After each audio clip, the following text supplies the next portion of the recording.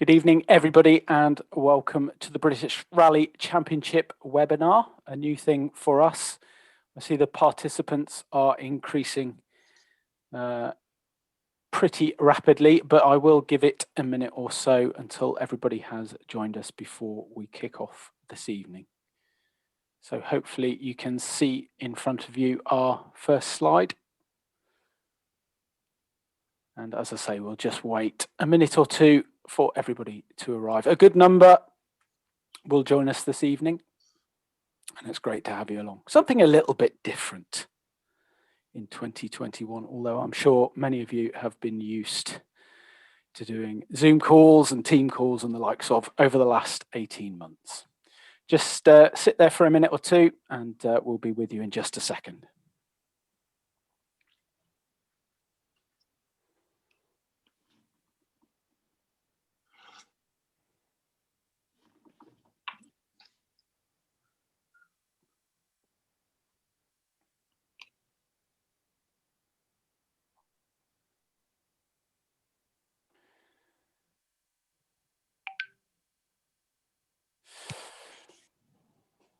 Okay. Just trying to get to the 100 participants marker, because I think we had a few more than that had originally signed up this evening. We don't want anyone going OTL, Matt, do we? We don't want to go OTL. It's long enough. Ladies and gentlemen, good evening, and thank you for joining us on our very first British Rally Championship webinar this evening. Something a little different for you. Something to get the juices flowing, I guess, for this year. It's been a very long time since we've seen many of you, and in some cases, we've never seen you at all. And in these COVID times, it's very difficult to get everybody together, have a launch event or anything like that. So we just thought it would be nice to be able to get everybody together, the British Rally Championship organisers, and to be able to have a chat with you guys and tell you about our plans for the season ahead, and maybe listen to a few of the feelings that you have before the 21 season gets underway. So just a few housekeeping rules for you this evening. Tonight's webinar is being recorded, and the plan is to have this available on the BRC website in the coming weeks. That is, if you have missed it or somebody else that you want to see it, you can point them to that link. We'll advise you of that on our social media channels. As you can probably tell already, you're restricted from speaking. There's no way that you can do that at the moment. But what you can do, and if you do want to ask us some questions, there is a Q&A function. It should appear at, I think it's either the top or the bottom of your screen. And it's a little box and it says Q&A.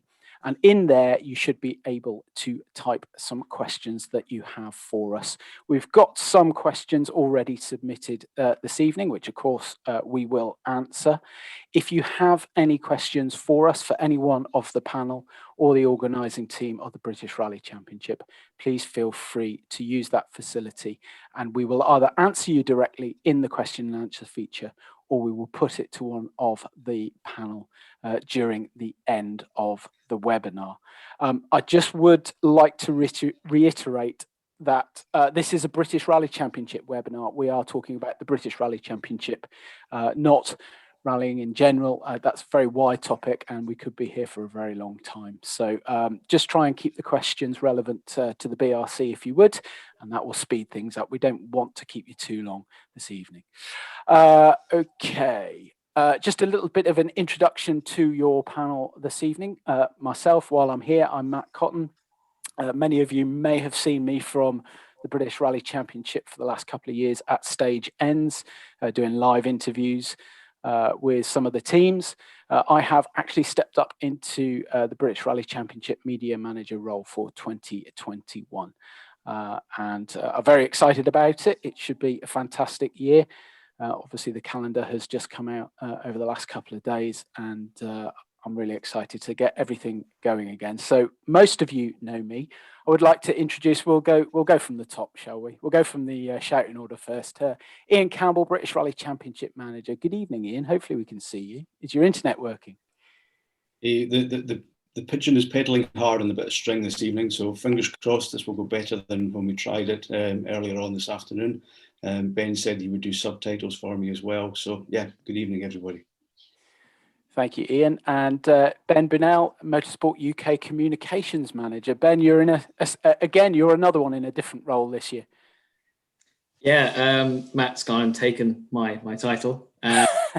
Stolen. No, it's very exciting. Again, like Matt, a lot of you may have seen me at kind of either stage ends with Matt or kind of either doing a bit of the coverage or being the media manager for the British Rally Championship. We'll go, I suppose, talk about the role a bit later. But last year, I've been 2 years at Motorsport UK, and last year I joined the communications team properly and became the communications manager.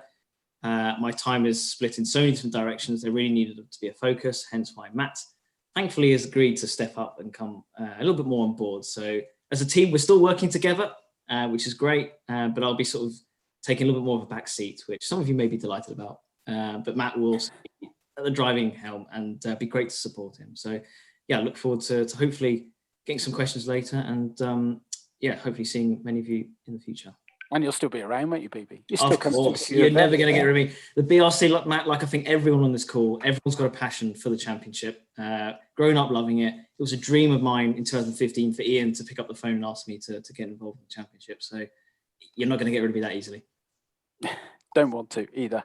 And finally, but of course not least, although usually if you see this gentleman, it may not be for the better. Stuart Cant, good evening. Thank you for joining us. Good evening, Matt. And go on, explain your role a little bit. We have, as I say, we don't want to be here too long, but explain your role within the British Rally Championship for us. I deal with the shiny bits, the oily bits, and the mucky bits. Brilliant. And we're not talking about Ian here. You don't have to deal with him. Depends if he's shining or not. Yeah, I don't know who's the shiny, the mucky, and the oily here, but day. So, Stuart, you will see at mostly pre-event scrutineering and, of course, post-event scrutineering. He is our eligibility scrutineer. So anything technical, he is the man to go to. On the slide in front of you, you will see there are some event representatives. We do have on the call joining us this evening representatives from each of our 6 rounds of the calendar. We're delighted to have each one of those on with us this evening. We should be able to get some answers to any questions to those guys if any come up. If you want to use that question and answer function, that is the place to do it. If you want to ask any event specific questions, and if we don't know the answer to those, essentially we'll go away and we will find out and we will get back to you at some other point. We will have your details in that Q&A box. Neil Cross from the Nicky Grist stages, Graham Provost from the Grampian Forest Rally, Rod Parkin from Track Rod, Andy Jardine, Duncan Brown from the Mull Rally, Wenna Roberts and Alan Edwards from the Visit Conway Cambrian Rally, and Richard Swanston and Neil Anderson from today's Ulster Rally. That is also your calendar for this year, but I know that you know all about that already. Okay, moving on then. Just a quick outline and structure for the webinar this evening. What it is about, as I've explained, it's an opportunity for you to find out more about the British Rally Championship. It's also a transparent forum for you to ask questions of the BRC team. Sometimes you feel that you might not be able to do that on social media, or maybe pick up the phone and ask us a question. But, you know, there is very much humans behind the British Rally Championship. We don't hide away in Colnbrook or in Bicester as it is now. There is a face to the BRC. Most of us are here. There are others that work hard behind the scenes as well. And we want you to feel that you can come to us and ask questions. And this is just basically starting that up to be able to let you have a catch up with us, to get your feedbacks and your thoughts, and to basically give a face to the team. Because as it says there, it's been well over 12 months since we've seen most of you. Just reiterating there at the bottom of that slide, if you do want to ask us a question, use that Q&A function that you will see at the top. I think it's at the top of your Zoom screen, or at the bottom, indeed. Just pop your questions in there. Okay. quick agenda for you this evening. It will. This is the problem about changing things last minute. Some of these slides will be talked through with different people. We didn't manage to do that, or will they? Because Ian's just dropped off the call. I see. Hopefully he'll be back in a second. Just a quick outline of what we expect to cover with tonight's agenda. I don't want it to go on too long. I don't anticipate that it will last more than an hour, but it will depend on how many questions you fire to us throughout the course of the evening. Okay, a little bit about the British Rally Championship. I think it's important to talk through the BRC since 2016, which is when the current team have taken over. So I'd like to just hand over to Ben if you'd just like to go through the British Rally Championship since 2016. Thank you very much, Matt. So yeah, obviously a championship steeped in history. We all, I'm sure on this call, fell in love with it at various different points from 1958 when it first began all the way through the 70s, the Group B era, the Group A, kit cars, all sorts. But the current team, as you said, 2015 with Ian and then myself and then obviously Stuart, Matt and a few other people getting involved, we started to put the building blocks together for the basically what was the new look British Rally Championship when it rebooted and came back in 2016, which obviously had the R5 category. And it was quite an emotional sight, I think, for all of us to see those R5 and R2 cars, all the different nationalities taking part, all the different manufacturers and all the different teams lining up in Mid Wales for the Mid Wales stages, which was just a fantastic event. So we kicked off from there. Obviously, we had the R5 category and we had a certain Elvin Evans come along and really sort of ignite a spark for the series. Obviously, he was one of the first, along with Max Vassinen, to signal their intents. And that just created a snowball effect of the drivers that wanted to get involved and see how they fared compared to sort of like, WRC regulars. So from that, we had obviously mostly we've had a variety of classes over the period. But I suppose our main focus has been the R5 as the top flight, and then obviously the two-wheel drive formula through the junior BRC. But then there's been some offshoots from there, from like the National Rally Cup Cadet class, production and BRC2 classes, which then kind of lead into those categories. So I think it's on the next slide in a second, we'll kind of go through kind of the format of it. But I suppose just there, you get to see some of the junior successes that have kind of come out of the championship. The BRC, I think from, you look back at the very early days, it's been a real good springboard for drivers to go on. Not necessarily they may dominate at a national level to then go onto the world or European stage. With the likes of Rob Duggan in the first year, he went on to do it was a junior WRC. I was going to say it was a DMAC trophy, but it was junior WRC. Yeah. Callum Devine, Josh McAlane, both cut their teeth in Ireland, but also in the British Rally Championship, gone on to do wonders in the European and world scene, and now part of the Hyundai Customer Racing Junior Driver Program.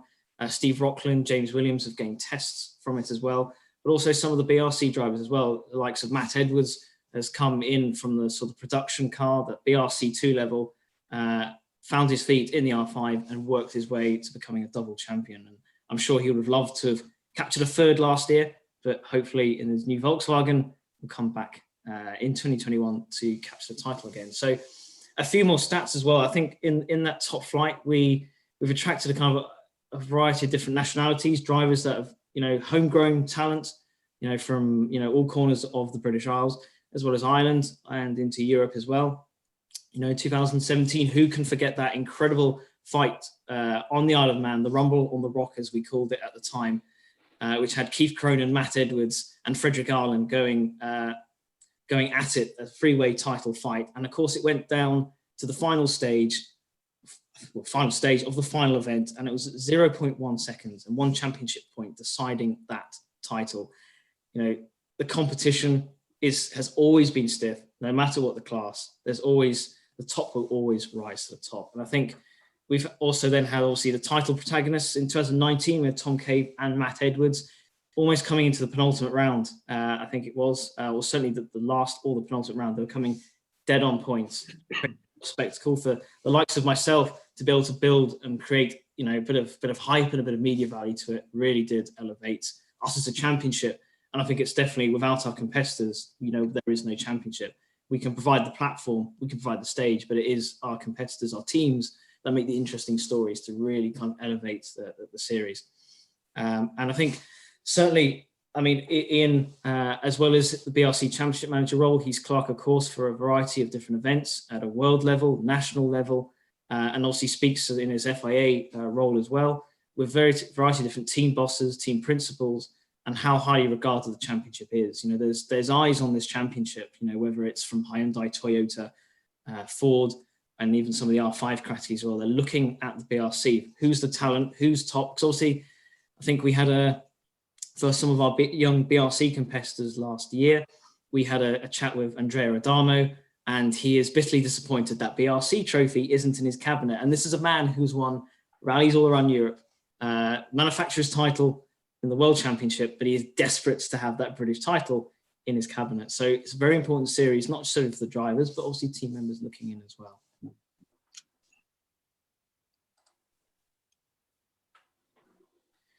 So I suppose I kind of will bring it in a little bit as well. But I think from a point of view, from how I see it, the British Rally Championship, I think serves a variety of different functions. It's obviously, historically, it has been, you know, where the best British drivers come to compete, whether that be drivers that want to go onto European or world level and use it as a stepping stone, you know, the likes of, you know, your Roger Clarks, your Elfyn Evans, you know, we've had Craig Breen come through the ranks.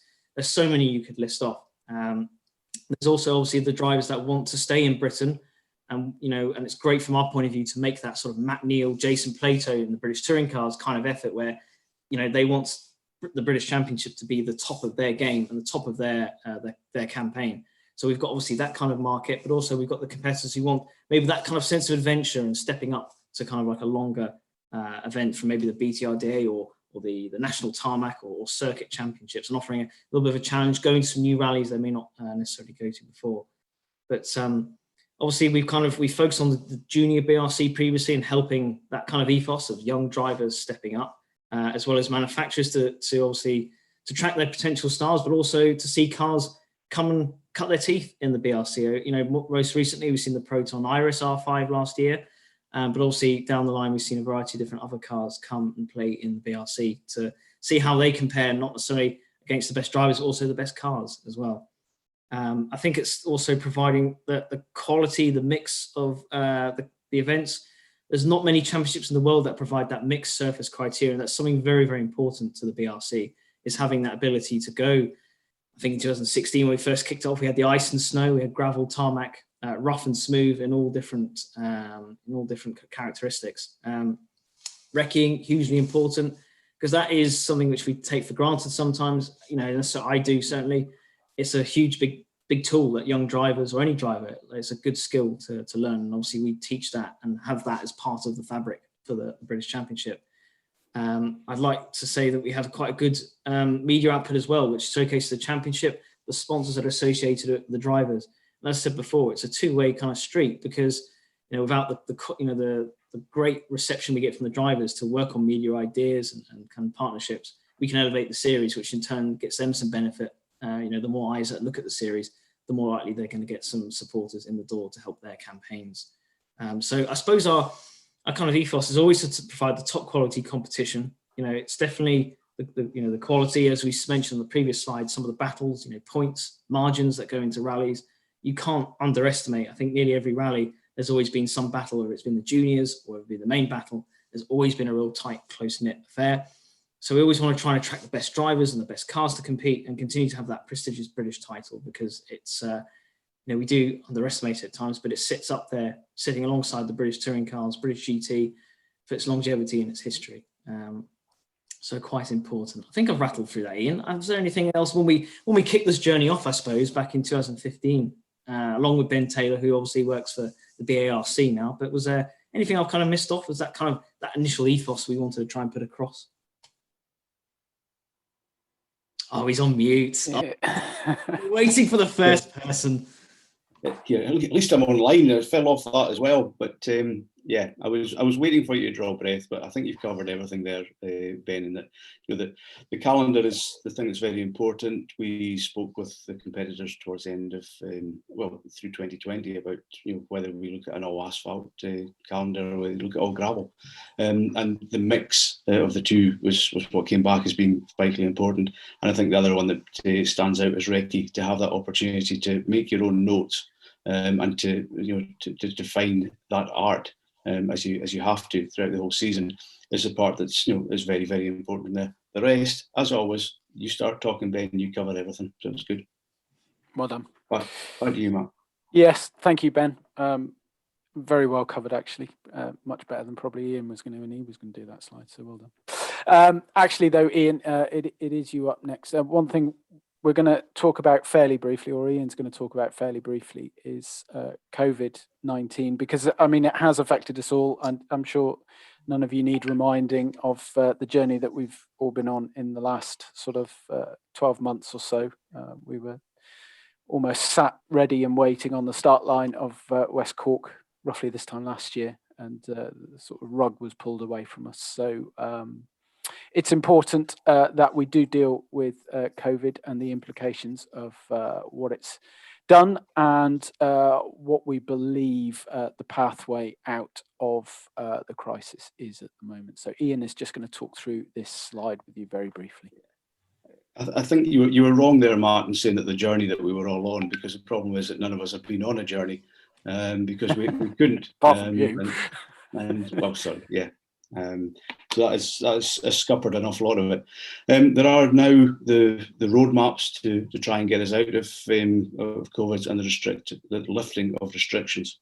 But having said that, whilst rallying didn't restart very much in 2020, there were over 1,000 events that were run under Motorsport UK permits, run under the guidelines and the COVID restrictions, and whether it by luck, good guidance, or as usual by the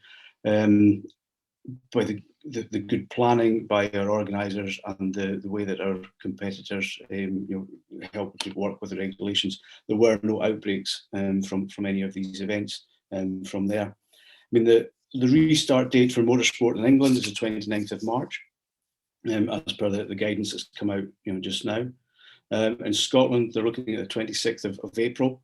Then that our First Minister is looking for us all to come down into a Tier 3 category for the whole country. And if that happens, we'll be able to go into multiple bubbles of 30 people, or if a region is Tier 4, it would be a multiple bubble of 15. So that to me is encouraging. The difficulty there in Scotland is that we're still not allowed to have dual occupancy, which is not easy for me to say in a car. So that scuppers us for driver and co-driver at the moment. Wales is being reviewed at the beginning of April, and at the moment it's still a maximum bubble of 30 people at any event. And Northern Ireland is just that bit behind as well just now, where they're looking at the middle of April before they're coming out with their next set of guidance. So there is some light coming at the end of the tunnel. The team at Motorsport UK are constantly in contact with DCMS, Department of Culture, Media and Sport, with regards to getting the sport back up and running, and getting rallying back out as well. If you can appreciate the lobbying by us is constant, but as is the lobbying by probably another 160 different kind of sports and disciplines as well. And that goes on as well. You're looking at, we've got the 4 devolved nations there, but you've got Isle of Man as separate, you've got Guernsey as separate. Ben's always got an interest as to what's happening in Jersey. And that's, they're all doing things in different ways. Speaking with Neil Cross of Nicky Grist earlier on this afternoon, Neil is confident that come July, his event will be running, that he will have a full entry and will have the full support to go through from there. We are again beholden to the landowners, whether that be Landmark for a lot of the mileage on the Grist, which is on the MOD land, to National Resources Wales, to Forestry and Land Scotland, and to Forestry England. And these discussions are continually ongoing. And that's not just about COVID, because we have master agreement discussions as well with Forestry England and Forestry Land Scotland. But that's one of the topics, Matt, that you told us not to talk about tonight, because that's bigger than British Rally Championship. But these are the things that are ongoing. From a club and organisers' point of view, there will be renewed guidance coming out from Motorsport UK for when things open up again shortly. There'll be refresher training webinars for officials, but also we will be replenishing the clubs with the PPE equipment that was given out throughout 2020. There'll be another sort of 15,000 plus of face coverings going out to organising clubs, and about 10,000 hand sanitisers from there. So we're working through with the restrictions. We're working along with the roadmaps that are there. But there is light coming at the end of the tunnel, but we don't have any of the definites as yet. No, thank you, Ian. It is the unknowns. We'd love a guarantee in place. We'd love definites, but as we've probably all come acclimatized at the moment, nothing is set in stone, and we certainly can't do that for you, but we will do our very best to work with what we have, and Motorsport UK are working very hard behind the scenes to ensure that happens for us. So Ian, if you'd like to stay on for me, please, because I think you are the next slide as well.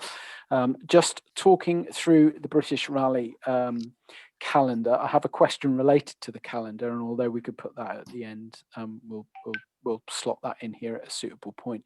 So if you could just talk us through the BRC calendar for this year, announced a couple of days ago, 6 rounds, all 4 nations, mix of asphalt and gravel, and maybe just tell us about the challenges that we faced about putting the calendar together in 2021, and the idea behind the choices of each of the events in the calendar. The calendar has been a moving feast. As we released back in December, I think it was 7 rounds, starting, which would have been in just a few weeks' time at the Circuit of Ireland, and then going to Clacton, and with the Jim Clark. And unfortunately, we lost these 3 really strong asphalt rounds at the beginning of the championship, because of the reasons that we just talked about. We have been working to look to see if we can get a 7-round championship. We've come up with 6 rallies here, which I think are extremely strong for the championship, and give a really good mix of terrain as everything that we're looking at. The Grist is always a fast, furious event. It's going to be a strange one as an opening round for a championship. I think they're also a round of every championship just about in the UK. But Neil Cross and team have got 45 miles of fast, flat out motoring coming out from there. Our new one was coming up to Grampian, and honestly, that was nothing to do with it being reasonably local to me for a change. But the Grampian has been a strong national round for many, many years, and that having been on these stages even just sort of 4 or 5 years ago, they are a really fast balls out type of event, that will be something different for a lot of our crews. I don't think Alex Waterman teaches me where places are down around his south end of England, but he does have to learn where Bankery is, and it's something that's going to be new, and it's part of the British Rally Championship to go somewhere different. The track rod is going to be offering us some stages on Friday night, and then all day on Saturday. So we haven't been, Matt, you will tell me, I don't think we've been in Yorkshire since 2013. I would say 2013 was my initial thought, yeah. So it's another cracking event for us to go back to. It's nice to get the welcome from Rod and team, and it's another new location that we haven't been to for a while, because I think to me, we should be exploring as many places as we can around the British Isles, and offering that variety to our competitors. And then we've got Mull Rally, which I think is going to be something that's going to be completely different for the British Championship competitor. It's 150 competitive miles squeezed into 30 hours. So it's very, very intense. It's 2 legs run at night, so something different. And to me, I'm fascinated to find, having been involved with the event, the locals that are very successful on the island, they're desperate to know how fast they are against the British Rally Championship competitors. And I'm desperate to know how quick the British Rally Championship competitors are against them. So the two of you on the media side, you don't need to hype this up anymore. Guys over there suffer from fever as it is. But this one is going to be a big battle from that perspective. And also, I want to see just how far up the leaderboard the juniors get, because I think they will really shock the guys on the island.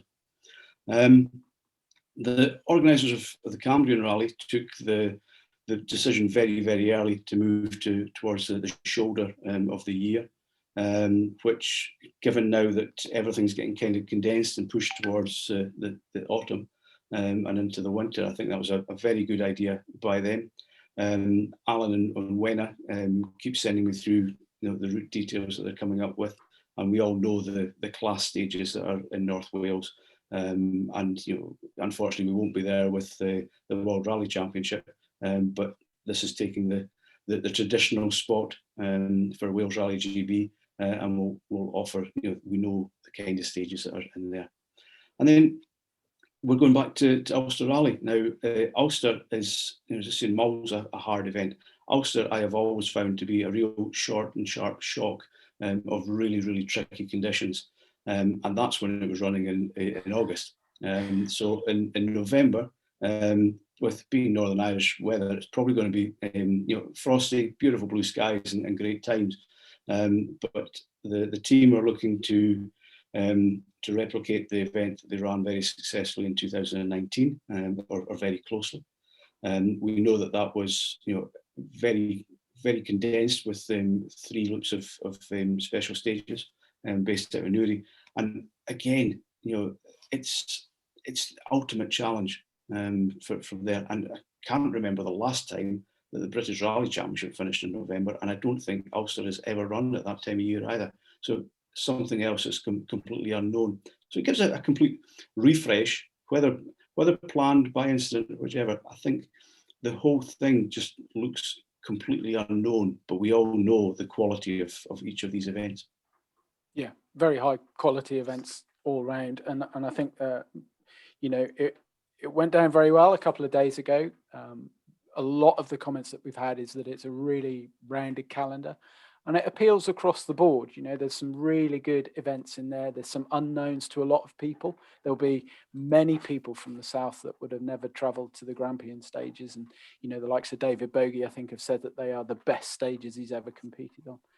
Mull speaks for itself. Trackrod speaks for itself. Nicky Grist is always a challenge. Cambrian and Ulster, they've got their own little fortes, and they're very unique and very different in every way. So I think with the challenges of COVID and the unknowns about the year, I think you've worked very hard to pull that together, and I think so far the feedback has been very positive.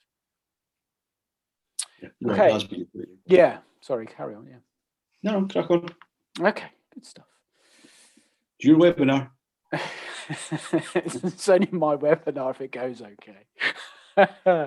Okay, I just want to bring back Ben into this one. I think it's important to just go through some of the key figures of the media output of the British Rally Championship. We had a couple of questions beforehand about that.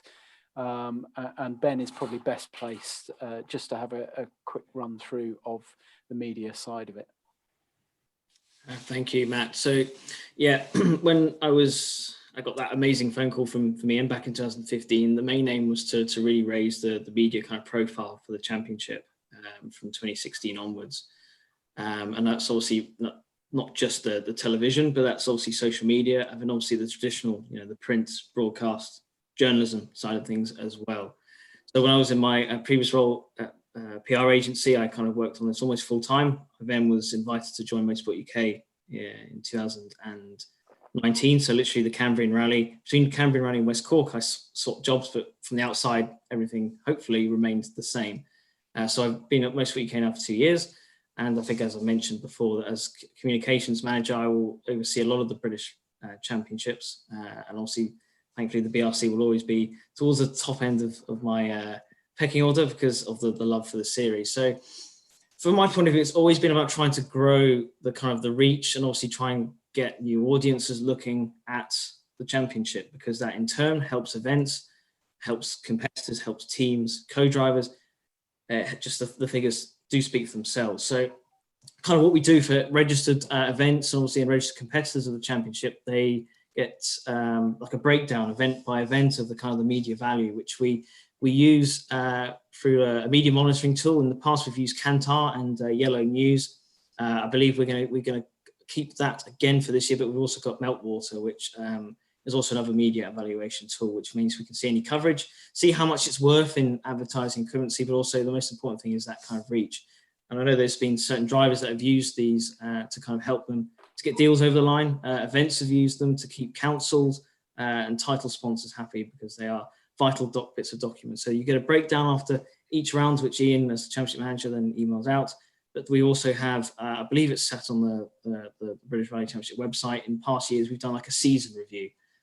So for those that are maybe prospective, looking in at the championship, maybe to come give it a go, or even just inquisitive, there's a bit of information in the British Rally Championship website there. But just some of the figures there. So obviously we've kind of looked at the media value. That's kind of like an advertising rate equivalency, and also the views. They're not so unique because somebody who may tune into, ITV Granada, ITV Border, for example, may also see BBC Northwest. But gives you a rough idea of kind of some of the numbers that we do generally pick up. And this is through coverage that, we have generated from the championship, trying to build up rivalries, trying to build up, using the local media reach. Obviously there's always a strong love when you mention British Rally Championships coming to town. The local media and the local supporters do love it. And it's just great content, especially on, like, if there's a test on a Thursday or Friday when maybe a cat's stuck up a tree. It's actually quite good to take journalists, take film crews, whoever it may be, into shakedown or into a test and give them a bit of a flavour, because they generally try and come back year on year after that. And it's with the championship, we've built many great relationships. We've from national, local, and also the specialist stuff as well. But that gives you a bit of a kind of breakdown of what happened last year. 2 years ago.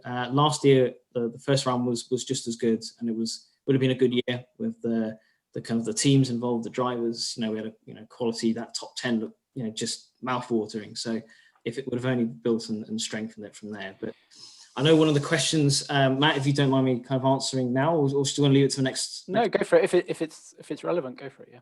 No, absolutely. I think Tom Cave mentioned about the TV coverage, which I know we're going to come on to in the next slide.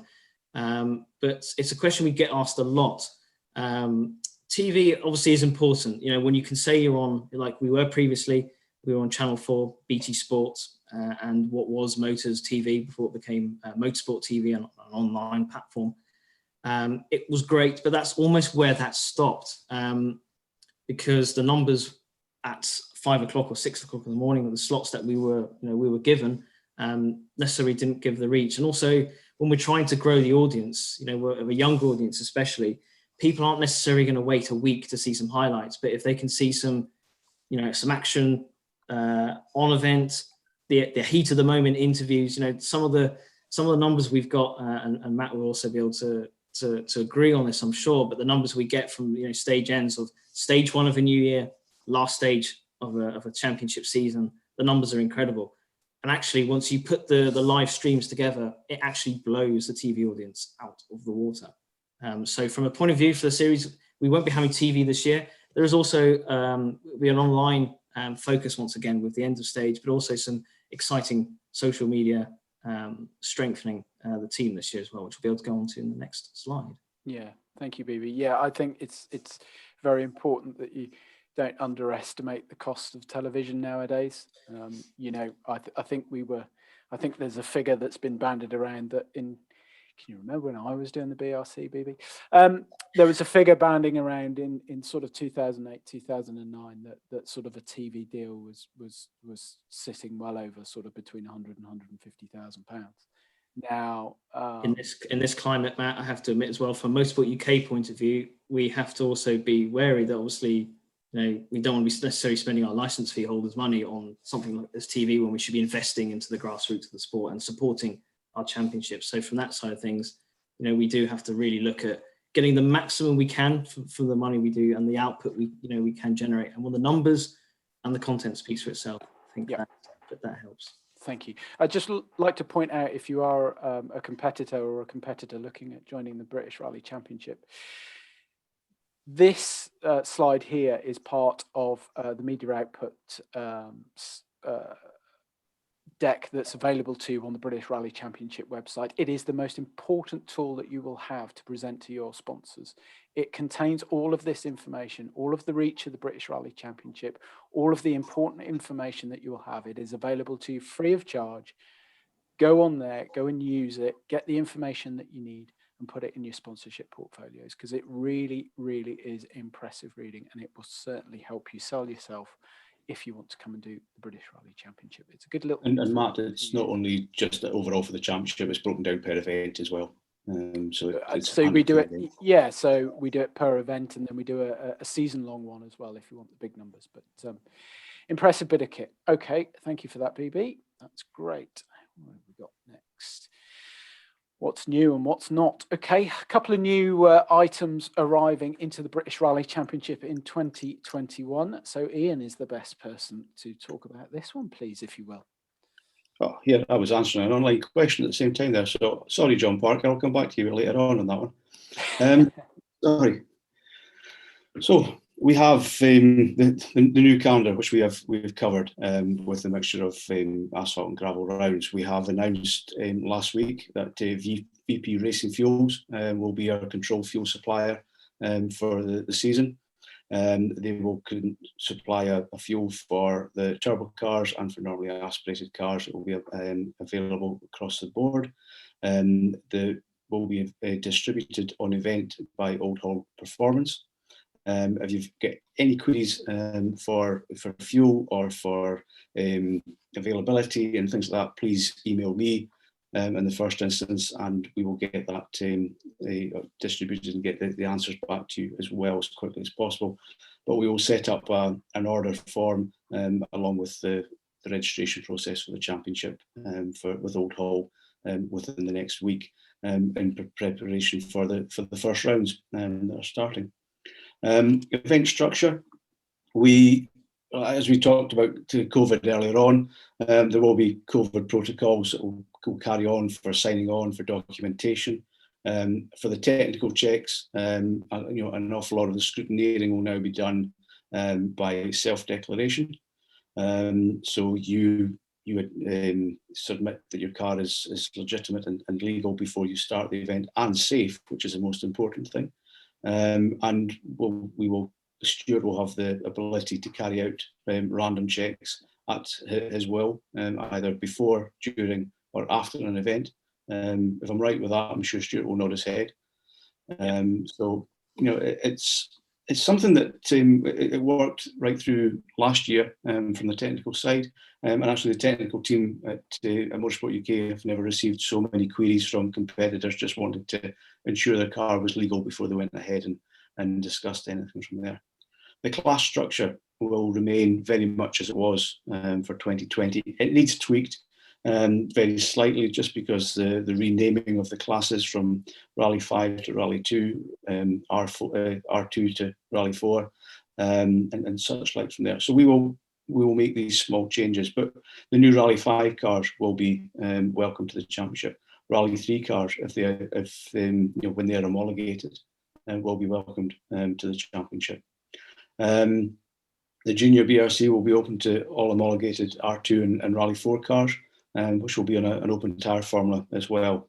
And as Matt is teasing you there, the junior BRC prize will be announced in the coming weeks for that particular class, which we know is the one that is the incentive and the driving force for so many of the really ambitious juniors that we have, and the junior competition is the one that always excites me because it's just so intense, and always has been since we came in here since 2016.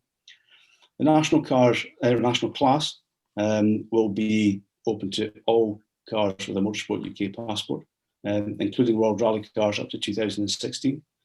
The winner from there will come out with a British Rally Championship national title, and again that is there as an open formula.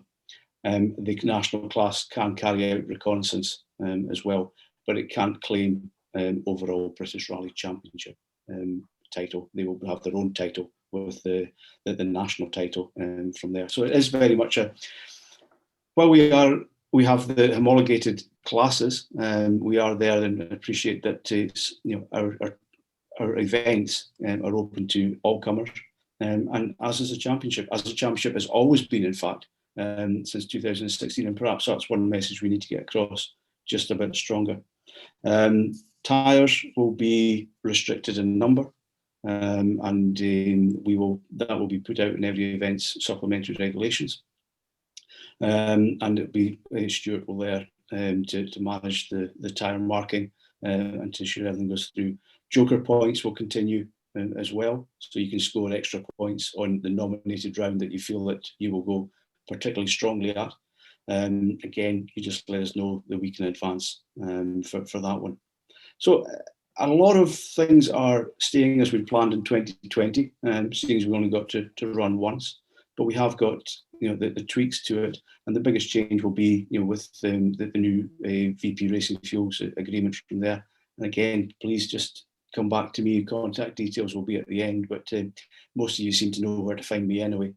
So please, we're here to answer as much as we can when we can. Thanks, Ian. Yeah, as another change to the junior BRC, I know we've had a few questions about that beforehand with the all homologated R2 and Rally 4 cars in 2021. So that's set to be an exciting time for junior BRC. We touched earlier about media, and we have a new partner in 2021 as well on our new slide. And Ian, who are going to be supporting us with our media this year?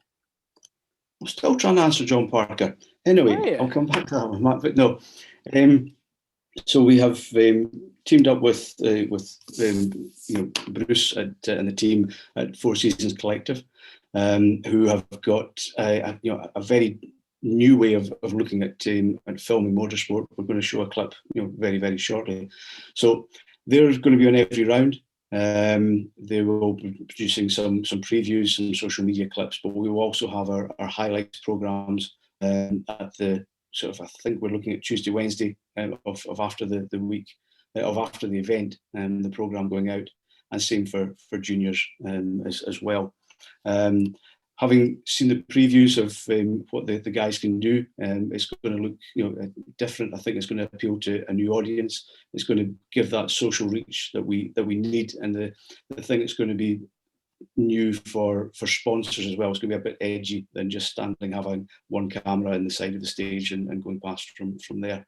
So looking forward to what they can do. They're also able to provide individual clips and short show reels from every event for each individual competitor as well. Again, just give me a shout. We'll put you in touch with the team at Four Seasons Collective, and we can all start to work together on that one. Thanks, Ian. Yeah, it is a very different proposition than what we've had before, but I know the team are quite excited to be joining us, and we're certainly excited to have them on board. We've got a very, very short preview clip for you just to see a couple of their styles and just to see a little taster of what you can expect. 3, 2, 1, go. Off lane, left 3 minus in, and right 4 half long opens, cut okay.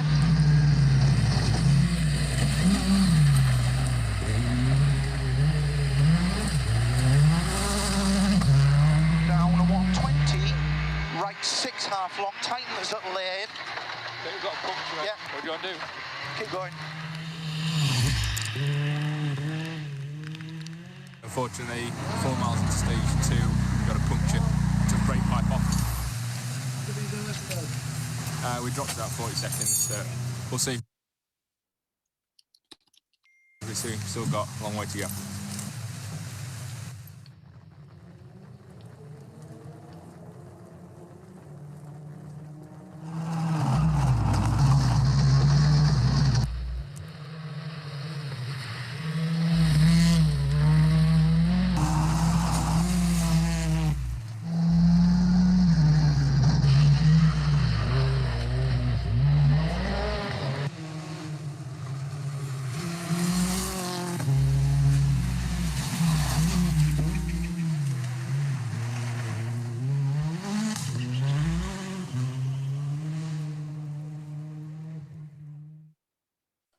So that's just a little taster of what you can expect. There's a lot more where that came from, but that was the shortest video that they had, so we don't want to keep you too long. But just gives you an idea of what you can expect from our partners at Four Season Collective through this year.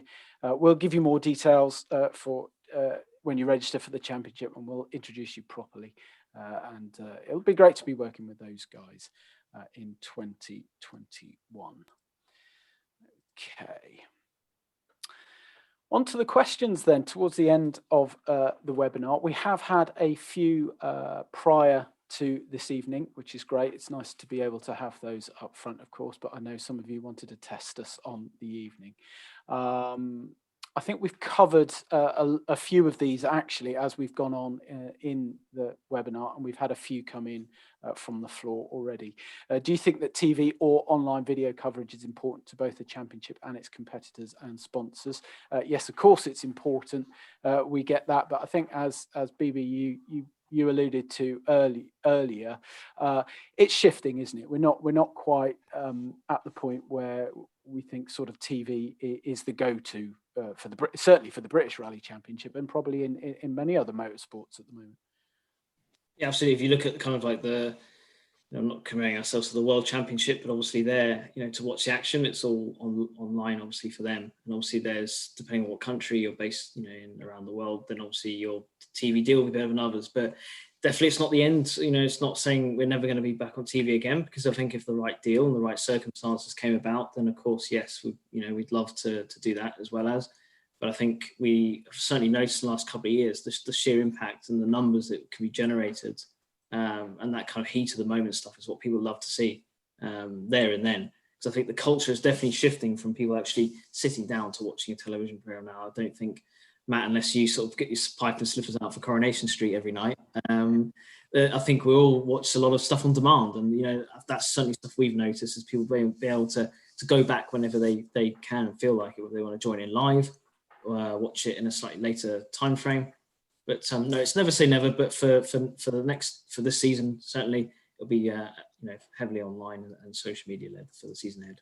Yeah, thank you, Ben. I think you covered that off beforehand, but I think that's the consensus of feeling certainly throughout the BRC and many motorsports at the moment. But thanks for that. Okay, there's another question here. Are there any early plans for 2022? I think we're still planning 2021, aren't we? But is there any early plans for 2022? And is it likely to look the same as 2021? The reason for asking is you're looking at a 2-year plan, and I've just seen a question come in there from one of the quails as well. That what are the thoughts on 2022? Difficult one, that, Ian. Yeah. The calendar would probably be very similar to what we'd planned for 2021, but we have never gone into multi-year agreements with any events, and vice versa, because we like to have that flexibility to move around the country, to look at what might come through, or maybe doesn't work for us. We've had great times when we've gone to like the West Cork Rally and gone to Ypres, and the only reason that we're not going there, or wasn't planning to go there in 2021, was because of the current situation with COVID and for travel with Brexit, and also knowing what kind of funds and things like that were out there. So we've gone for a very UK centric calendar this year. And I think that could very well be the case for 22. But I think the rules and regulations will probably stay very, very similar from that perspective. Thank you. If I jump ahead, Matt, the BRC national section, I think we've already answered that question. We have, as well from in there. I'm not doing well at answering the other questions that come in online as well, but from the 6 events announced, what we're looking at is 5 scores will count. Should we be unfortunate one of these events doesn't run, it will be 4 scores from 5 and such like, and drop down from there. So basically, you can drop 1 round is what we're looking at. Yep. And then that kind of answers the next one as well. And is it a reserve round in place? We've already used our reserve, and we used another reserve since then as well. So no, we're kind of struggling on that one just now. Yeah, lovely job. Thank you very much. Yeah, I think you got those with a foul swoop. Is there any thoughts on taking the BRC back to an R2 Rally 4 formulas to keep the costs at a reasonable level? So that was from Scott Sloan, a previous BRC competitor. Just looking to see what the thoughts are behind a 2-wheel drive only championship, I guess. Complete opposite to the WRC, I see, actually. No is a short answer on that one, because I think that we should be showcasing the fastest cars that we can run in a national championship, which is the Rally 2 cars. I think that is where our top competitors want to be as well. Plus, we've got the juniors, which are in the Rally 4 formula, which gives that a stepping stone, whether they wish to go through Rally 3 or to move into European Championship or World Championship or anything from there. So I think the balance is correct there for competitors who are looking to be at the top of their game. And I have said that on previous occasions that while we will never do quantity, we will most certainly always do quality. And the quality of the competition, as Ben mentioned, one of the early slides, has been really strong every year since 2016. And I think that says an awful lot for the formulas that we have working just now. Thank you. Yeah, excellent. Okay. I just want to kind of add to that. We have had the National Rally Cup, which I think we have mentioned, has been there all along, and that's kind of also now of the forgive me, the actual title, but it's actually a national championship title slapped onto it now as well, which I think we'll hopefully see, especially with kind of if other events in other countries or in the UK don't necessarily run. It'd be good to see some new faces to the championship where unhomologated cars do have a place and do have a right to win the championship. So hopefully that may encourage some new faces and new names in the series as well as the guys that are looking maybe to go on to the higher echelons, but also the guys that want to get stuck involved into a British championship. Agreed. Thank you, BB. Okay, that was pretty much all that we received prior. So I know you were saving all your best till last. So thank you for that, guys. I'll start at the top. There's a couple that I've already answered directly. Unfortunately, Ian, these are mostly for you, and I know you're still answering some at the moment. Max Freeman has asked, 11 nationalities came to the BRC in 2016. Will there be any incentives available to try and attract different nationalities to the championship again this year? It's a really good question. It sounds one that's really easy to answer as well, Max, but one that's getting what will these incentives be? We have done quite a lot of prospecting over the last 24 months with competitors who are doing other national championships around Europe to see, will you come to Britain and to contest in the BRC, which is because if we all hark back to the 70s and 80s days, which some of us seem to think that's where we should be all the time anyway. But if we want to hark back there, that's where the competitors could come here. But we've got to realise that the British Rally Championship is a strong national championship, as is the French Championship, the German Championship, the Swedish and the Finnish. And it's difficult to entice them away from their local sponsors from there. There is also the fact that we are an island, and not only are we an island, we're now a very lonely island because of Brexit, which makes it harder for a competitor to come over. So there's lots of things that can get in the way from there. But the other thing is that we do have a lot of a heritage with the British title, and we need to keep working on that one. And we do try, Max, but we don't have a pot of gold to either pay for these guys to come over either. No, I think just building on Ian's point as well. Like Ian was absolutely right. You know, there's a lot of canvassing with drivers throughout since we took this on. You know, 5 and a bit years ago.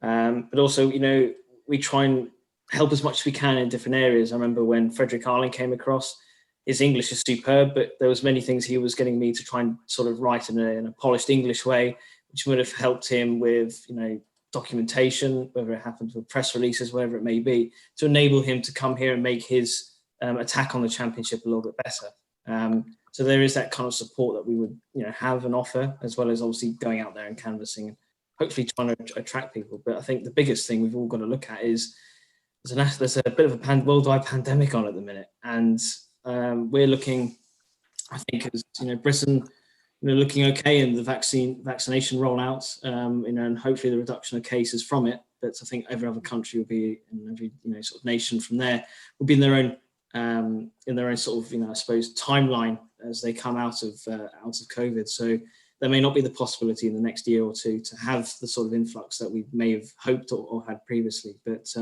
it's not for the want of trying, and hopefully when this all blows over, we can, you know, continue that and, you know, try and again continue to canvass and continue to help where we can. Thank you, Ben. Thank you, Ian. I'm conscious of the time. I think we only wanted this to last an hour, so there's just a couple more questions that have just come in the last couple of minutes that I said that I will put to you, Ian. Kevin Dawson has asked, do you think there's any hope, I suppose, or is there any incentives to try and get manufacturers involved in the BRC? You mentioned the heyday before, and you know, we haven't had that for a while. And I think maybe there was a question, although it's disappeared now. I think there was a question, I think, from Phil Pugh asking about why there are so many R5s in Europe compared to the BRC. I've answered Phil, and the request for manufacturers is what, you know, we do have support from manufacturers, because we have manufacturer support from that has been given towards our crews from Hyundai. We have manufacturer support, associated manufacturer support through M Sport, which has been given to drivers in both the Rally 2 category and the Rally 4 category, you know, previously. I know that Matt has worked hard, and he's actually getting some manufacturer support as well through Volkswagen. So there is support coming through, you know, from there. We are in discussion with manufacturers as well, to speak about new categories and new classes. That's not going to happen for 2021, but you know, we keep everything going and see what's coming up for 2022 from there. But we've got to make the whole series compelling for these guys to come on board, and I've got to say that they are there at the moment. You may not see that, you think it's an absolute works car that's coming through, but these are works cars that just happen to be in different colours. Yeah, absolutely. Alex Waterman has asked a question about the Cadet Cup. Cadet Cup, Alex, yes, sorry, I've never covered that one off in the slides, is that the Cadet Cup will run again in 2021. We're looking at the first version of the Fiesta R2T now being accepted into that class, along with the Fiesta R2 1.6, the Adam Cup, Adam R2 as well, the previous version of the 208 also being available in there. The prize will be free entries into all the rounds for the 2022 championship from there. And you've asked about maximum driver experience and age, and I've got to come back to you on that one because I can't remember off the top of my head. Yeah, I think it's worth pointing out at this point that the regulations are imminent in the next week or so, maybe even more, a couple of weeks. Once we have those down and they are out there, we'll be in a better position to be able to sort of push and promote the various categories in that. It's obviously, we're very wary of doing that until the regulations are released. So a lot of this stuff we are working on behind the scenes, but we appreciate you asking the question on that. But yes, Alex, we will come back to you at some point. Alan Edwards is going for it this evening. Any progress on awards and any thoughts on electric vehicles? Stuart will get that one. Thank you. Richard Crozier, any incentives for Rally 3 cars? Difficult. I think we need to support what we have at the moment, don't we, Ian? Before we, I think there's only one or two manufacturers that are supporting Rally 3 at the moment. I expect in 2021 to be only one Rally 3 car. We have said that it will be eligible for the championship from there. But that means that yes, it can enter and score points from that perspective. But we're not in a position to do anything else just now from there. A couple of questions there from marshals as well. Absolutely right, Neil, in that you're saying that it's the events that are looking for the marshals and providing any incentives to you from there. But we should take on board that we should be looking at some incentives for you from a championship point of view. But certainly as a registered marshal with Motorsport UK, there are loads of incentives and discounts available as a marshal member. Which you can benefit from through the website. And while that doesn't help our individual rounds or events, you can marshal anywhere and get these benefits. But I think as a championship, we should start putting our thinking caps on and doing something about that as well. Yeah, super job. Okay, thank you, guys. I think that's pretty much covered off most of the questions that have come in, and I think Stuart is still typing to Alan Edwards, so that must be a long one about electric vehicles. Typing. Is it one finger stuff, Stuart? It might be actually better just trying to explain what I was trying to write. As Alan's asked, electric vehicles for the future. This year, Motorsport UK have put a massive section into the Blue Book regarding electric vehicles. But it is something that is quite complex, and Motorsport UK are taking very, very seriously from a technical and from a safety aspect. It is not the most straightforward thing. It is very difficult and potentially pretty dangerous. They have adopted the FIA stance on a lot of the electric stuff, so the possibility is there. You can apply for a logbook for an electric car, and we will take it. If you can get it to do mull without getting it charged or whatever, I wish you luck. I would really, really like to see the performance of these cars on the stages, especially with some of the stuff that Motorsport UK and the FIA have been talking about towards the electric side of stuff. If you've seen the videos of the R5 spec Fabia, which are circulating on the internet just now, it's pretty impressive. But again, it is a logistical side of thing of trying to get a car to do the mileage for some of these events, and currently it's not quite possible. But as I've said, we are looking into, as a championship, as a governing body, and as a motorsport, we have to find a way forward, and hopefully we will be able to come more to the party as the season progresses, and hopefully we'll be able to get somewhere and answer that question for you, Alan. Yeah, I think it's coming. It's just a matter of when, isn't it? So. Yeah.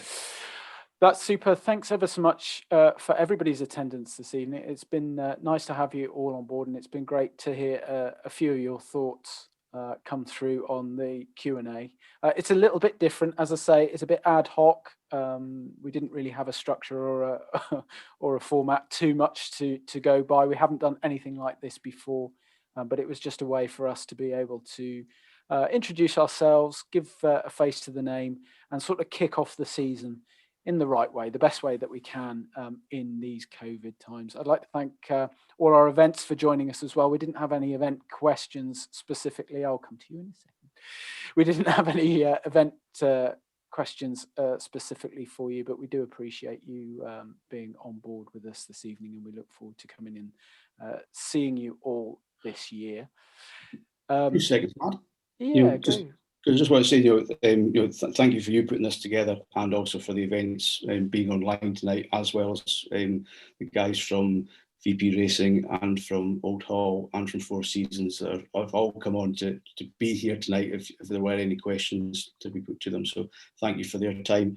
I also think that it's particularly interesting that Mr. James Sutherland MP Right Honourable James Sutherland MP has been online as well to watch this tonight, who is part of the All Parliamentary Group for Motorsport, which is growing in size, growing in stature, and also growing in the way that it lobbies for motorsport within the government.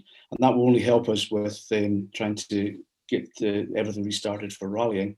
But so I just want to say thank you to James for giving up his time tonight to join here. And we appreciate his support, sorry, into our sport to get things going. That's all from me, but and thank you, Matt, for putting this together. No, likewise. Thank you, everybody, for joining us. There is all of our contact details on the screen in front of you. But as always, you know that you can reach us via social media, Facebook, Twitter, and Instagram. If you want to drop us a direct message, if you don't feel that you want to ask us a question here, you're more willing to do so. Likewise, if you'd like to drop us an email, the addresses are in front of you. We're here for you. You're our customers at the end of the day, and we don't bite. Not very often anyway. So thank you, everybody, for joining us this evening. Thank you, Stuart. Thank you, Ben. Thank you. And we'll speak to you soon.